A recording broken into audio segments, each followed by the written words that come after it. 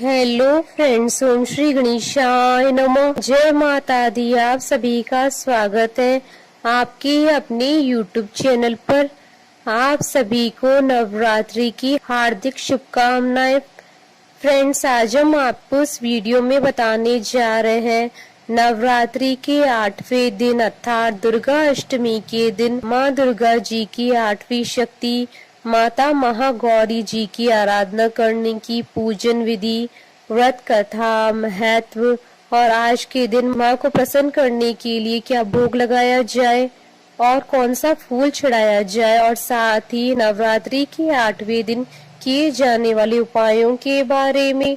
Friends, video शुरू करने से पहले आपसे रिक्वेस्ट है, अगर आप हमारे चैनल पर नए हैं और आपने अभी तक चैनल को सब्सक्राइब नहीं किया है तो प्लीज सब्सक्राइब कीजिएगा चैनल को, साथ ही प्रेस कीजिएगा बेल आइकन को, जिससे नए वीडियो से रिलेटेड नोटिफिकेशन आपको तुरंत प्राप्त हो सके। और वीडियो पसंद आने पर वीडियो को लाइक और शेयर जरूर कीजिएगा ताकि सभी भक्तों को इस वीडियो का लाभ प्राप्त हो सके। और कमेंट बॉक्स में जय माता दी जरूर लिखिएगा। या देवी सर्वभूतेषु माँ गौरी रूपेण संस्थिता नमस्तस्यै नमस्तस्यै नमस्तस्यै नमो नमः। नवरात्रि की अष्टमी के दिन माँ गौरी का पूजन किया जाता है।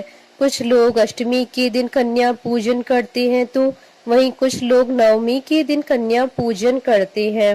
माता महागौरी अत्यंत ही करुणामयी और दयालु हैं।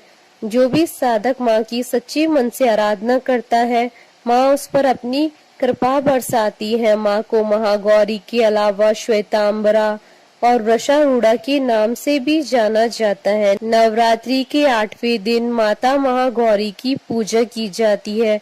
माँ गौरी के नाम से ही विदित होता है कि इनका रंग गौर वर्ण का है। देवी माँ गौरी को शंख, चक्र और कंद के फूल की उपमा दी गई है। अष्टवर्षा भवेद गौरी यानी इनकी आयु 8 साल की मानी गई है। माँ के वस्त्र और सभी आभूषण श्वेत रंग के, इसलिए माता महागौरी का एक नाम श्वेतांबरा भी है। माँ सिंह के साथ बैल की भी सवारी करती हैं, इसलिए इन्हें वृषारूढ़ा कहकर संबोधित किया जाता है। माता महागौरी की 4 भुजाएं हैं, जिसमें दाहिना हाथ अभय मुद्रा में है तथा नीचे वाले हाथ में त्रिशूल धारण कर रखा है।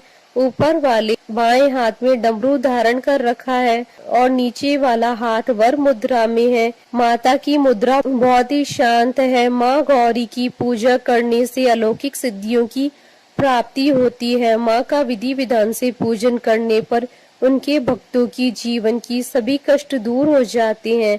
देवी महागौरी की कृपा से असंभव से असंभव कार्य भी संपन्न हो जाते हैं। इसलिए नवरात्रि की अष्टमी के दिन ध्यान, स्मरण, पूजन, आराधना भक्तों के लिए सदैव शुभ रहती है। माता माँ गौरी के पूजन से मनुष्य सत्य की ओर अग्रसर होता है और असत्य का त्याग करता है।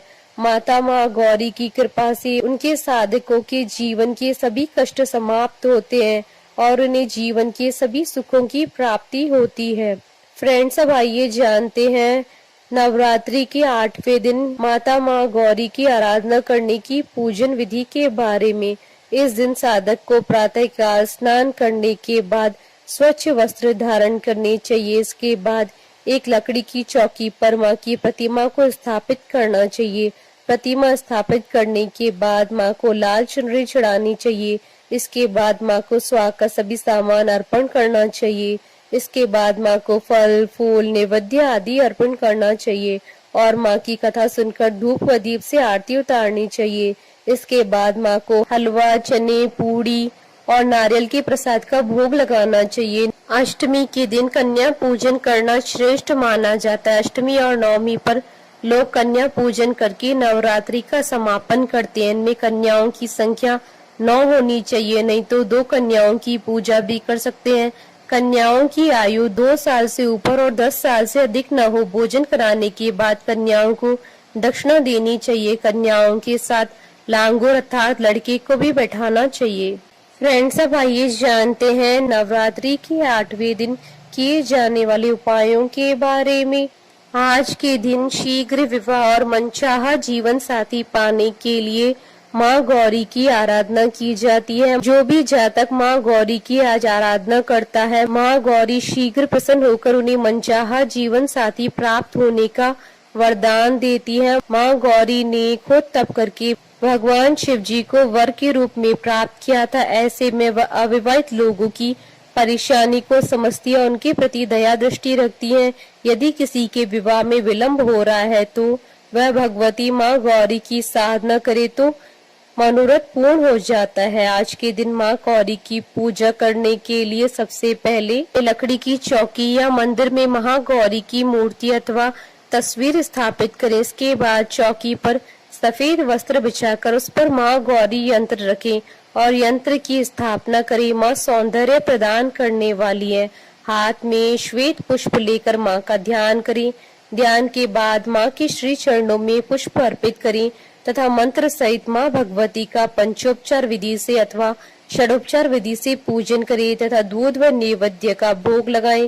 तत्पश्चात ओम ऐं ह्रीं क्लीं चामुंडाय विचे मंत्र की तथा साथ ही ओम महागौरी दैव्य नमः मंत्र की 21 माला का जाप करें तथा मनोकामना पूर्ति के लिए माँ से प्रार्थना करें। अंत में माँ की आरती करें और कीर्तन करें। आज के दिन माँ गौरी की पूजा के दौरान भक्तों को गुलाबी रंग के वस्त्र पहनने चाहिए। गुलाबी रंग प्रेम का प्रतीक होता है, इसलिए नवरात्रि की अष्टमी को गुलाबी रंग पहनना शुभ माना जाता है।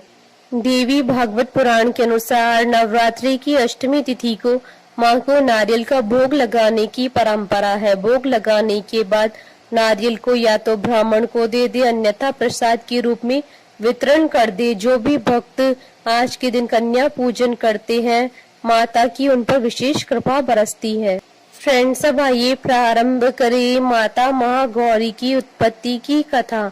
माँ पार्वती ने भगवान शिव जी को अपने पति के रूप में पाने के लिए बड़ी कठोर तपस्या की थी। उनकी इस तपस्या के कारण उनका शरीर काला पड़ गया था। जब माँ की कठोर तपस्या के कारण भगवान शिव जी का सिंहासन हिलने लगा तो उन्होंने माँ पार्वती को पत्नी के रूप में स्वीकार कर लिया और उनके पूरे शरीर को गंगा जल से धोया।